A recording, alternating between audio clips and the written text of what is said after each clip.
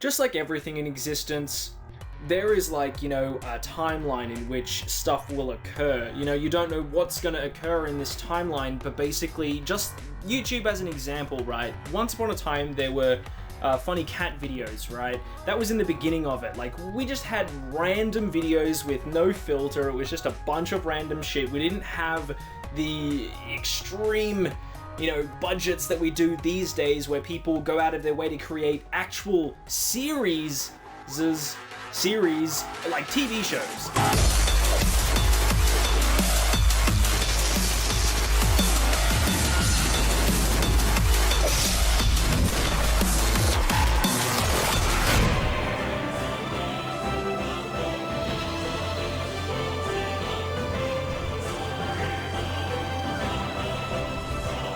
Ready for a rematch?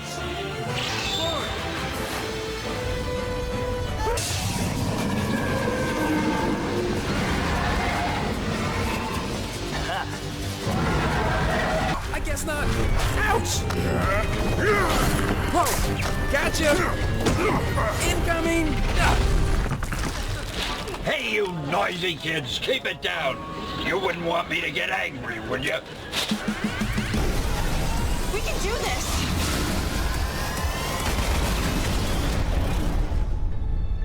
People didn't have the budget to be able to create stuff like that, and if they did, they didn't use YouTube as a platform to be able to do that. People used television, or they used movie industries, film industries, to be able to, use that as an entry point to be able to get their stuff out there into the open. Now, YouTube is that. But after all these random cat videos and fail videos and everything, the videos that are now considered as classic YouTube videos, we moved on from that, and we went into the next stage, which was vlogs. What's crackin', YouTubers? In case you don't know me, my name is Shane. Nice to meet you. All that stuff. Welcome to the CTFXC YouTube page. I'm going to see if this actually works so I can upload stuff via YouTube. Right, Al? Hi, I'm Andre Meadows. I'm a proud, certified black nerd.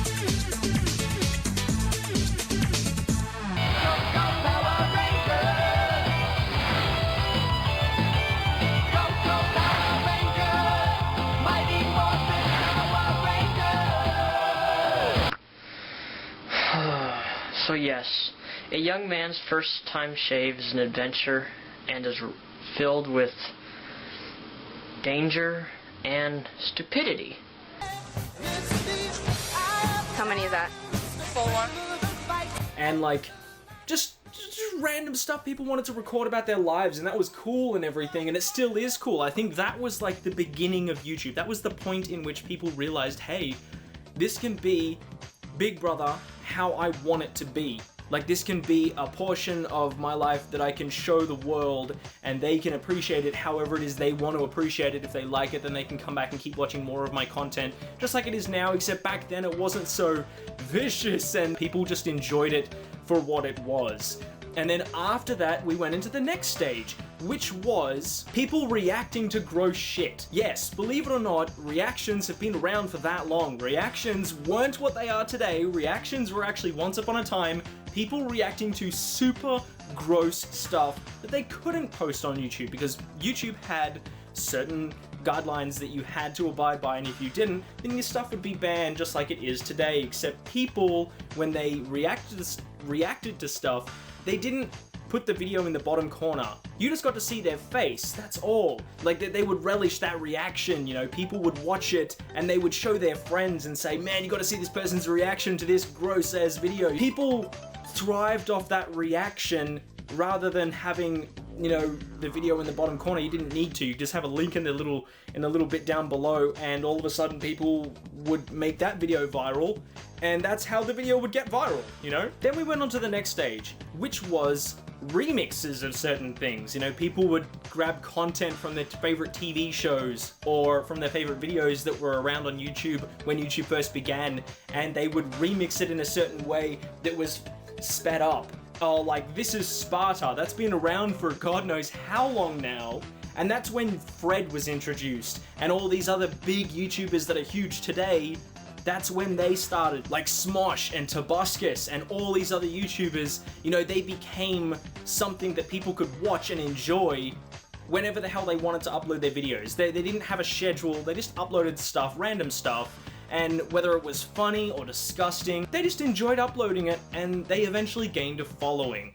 This is my mom and she got her glasses. Step to me wrong and she'll whoop y'all asses. Check it out, she look like Edna Mode from that movie. No, not an animal. Edna Mode from The Incredibles. Well, hello. Welcome to my drug kitchen. I'm Fred. And Mom, I'm not using your camera! Back then also, YouTube partnerships were impossible to get a hold of. You had to get the attention of YouTube themselves. They had to send you an email saying, hey, did you want to be partnered with us? You can make money from this stuff. And it was like an underground thing essentially. Like, if you were going to be partnered with YouTube, it had to be kept secret. Nothing was, you know, flaunted as much as it is today, and everything was very much kept under the rug or behind the curtain or whatever phrase you want to replace that with.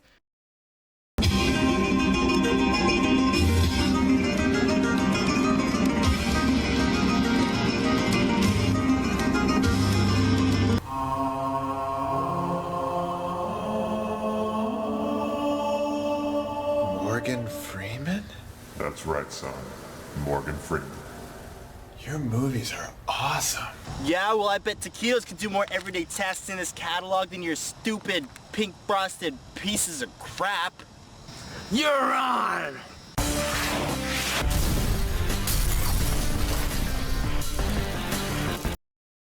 People started noticing more and more people uploading content, not necessarily being partners of YouTube, but they were uploading content on more of a regular basis, and that's when more people started to see the potential of YouTube. At least people who associated themselves with the internet quite a lot, people would all of a sudden see, hey, I have like an avenue here where I can upload my own stuff and do it whenever the hell I wanted to, and that's when Newgrounds and eBAM's World and all these other, you know, websites sort of started to slowly disappear.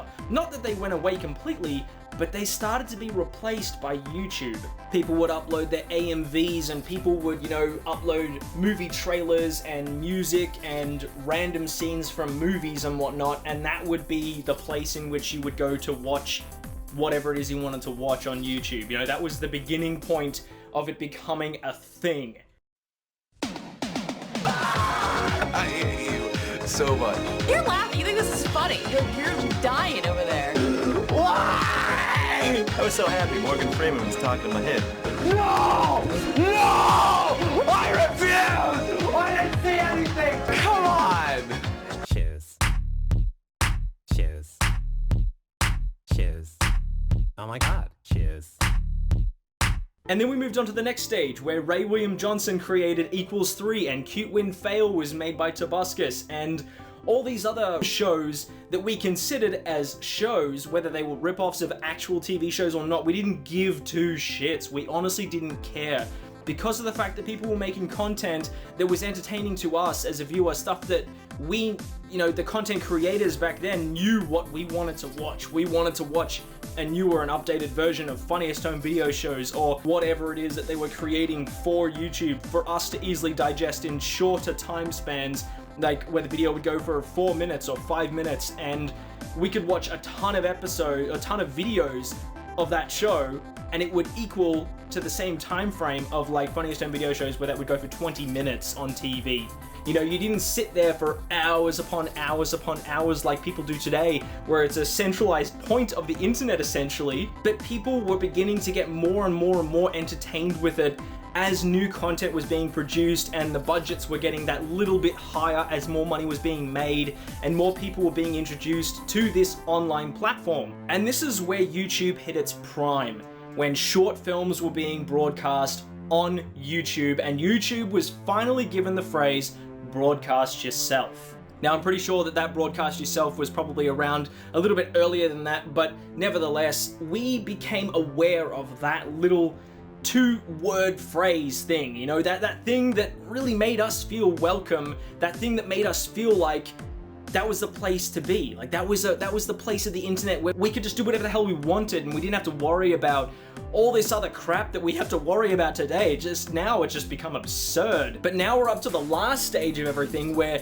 full movies are being made for YouTube and short films with a production of thousands upon thousands of dollars with cameras that had such high definition that it's really hard to keep up with the times technology-wise. And this brings us up to the time of now, where YouTube has become this place, this investigatory tool. Like I said in my previous video, I'm also guilty of falling into that drama mill, essentially. Or, you know, scandals and all this shit. You can't sum it up in a series of 1 or 2 minute videos. You can't just say, this is what's happening here, this is what's happening here. You need to, like, put all that shit in one fucking video, summarize it all together, and create a gray area. You can't just, I mean, you can, but it just looks like you're really trying to milk it, essentially. And people will catch on eventually. They will. And when people catch on, that particular trend will die. Just like, you know, the whole reactions thing. Reactions had their time, and then they came back. And when they came back, they lasted for a lot longer than what people would think that they would last for, because the production value of those reactions were upped. So it's almost as if we're going backwards and we're like restarting this particular cycle again. So does that mean we're gonna go back to just randomly uploading cute cat videos and fails and all sorts of shit? And the answer is yes. It's still happening today, and they're becoming huge, except people are creating the trends themselves, like the condom challenge or the condom snorting challenge and so on and so forth. These things are being created by you. These things are being created for your own personal amusement, and it's literally just the same cycle being repeated. So what's next then? What did I talk about previously? I honestly can't remember, but you can figure it out.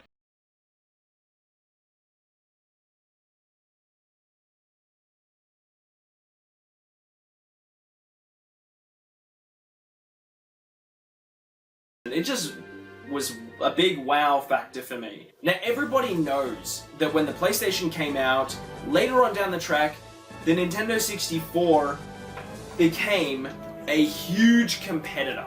Not only is this a fantastic console, but this brought games that we had played from the Super Nintendo, the Nintendo, and made them 3D.